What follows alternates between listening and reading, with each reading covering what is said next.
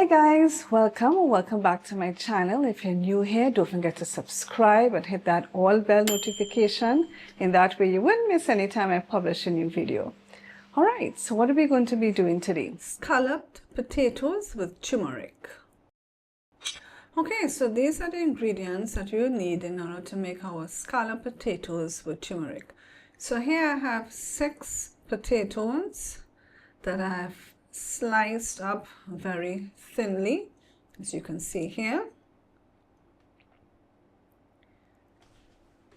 I have 1 cup of milk and 1 cup of heavy cream here.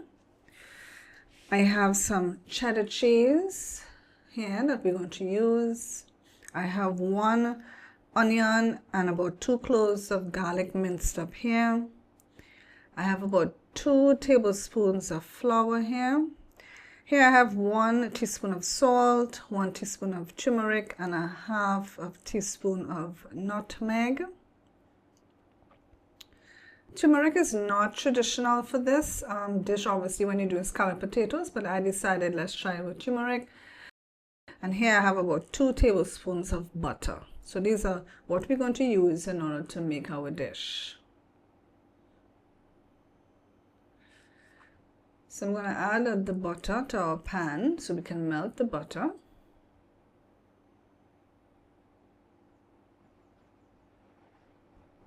We're going to add in our onion and garlic. We're going to saute it for about a minute so it becomes nice and fragrant.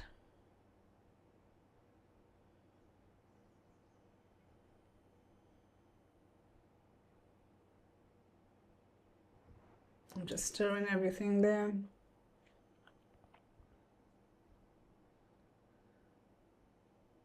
Now I'm adding in the 1 cup of milk and the 1 cup of heavy cream, and I'm going to add in the flour. We're going to mix that well. So the flour is what is going to help to thicken up our cheese sauce for our scalloped potatoes. Of course, if you're gluten-free, you can use the gluten-free flour. There I added the turmeric, the salt, and the nutmeg. Whisk everything so we don't have any lumps.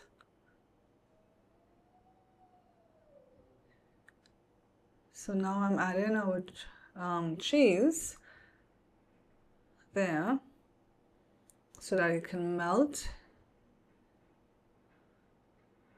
into the sauce. And you're going to continue stirring until the sauce thickens. I would tell you in advance that when I started to layer the scalloped potatoes, I realized that my sauce was a little bit watery, so I did take it back to the stove to thicken it. So there in my pie dish, I'm buttering my pie dish. So you want to butter your pie dish first. And then after you butter, you will proceed to layer your scalloped potatoes. So the first layer would be our sauce, because you want to get the sauce sort of underneath the potato, okay? So at that point I realized, you know what, my sauce was a little too watery, so I did return it to this stove so it will thicken up some more.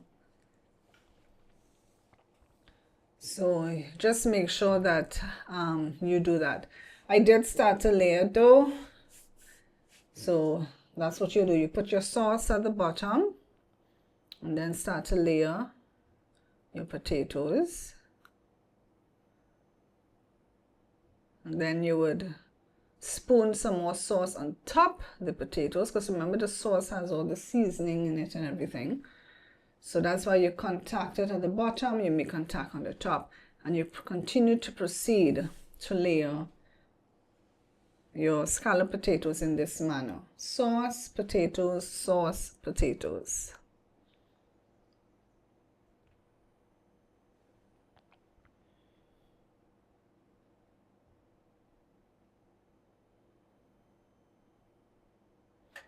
Alright, so at the end we just cover it over like that, and then to top it off we're gonna sprinkle the rest of the cheese on top.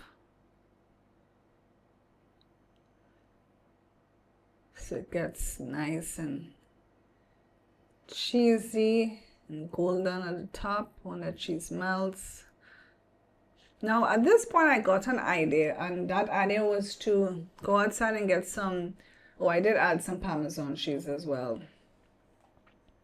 Yeah, I did decide, let me go outside and get some sweet basil so I can add to the top. So this is optional. If you do have sweet basil, you want to add it to the top of your scalloped potatoes. This is an idea. So I have some sweet, that's a sweet basil plant that I had growing in my garden. What I did first was I pinched off the top. When you harvest your sweet basil that way, you notice you see two small leaves at the bottom there. Well, those will continue to grow. But I did also take those two bigger leaves at the end as well. I pinched off those two bigger leaves, but while those little leaves, they will continue to grow. Right, so we have our sweet basil that we can top our scalloped potatoes with. I just chipped it up as small as possible, and then I just sprinkled it over the top.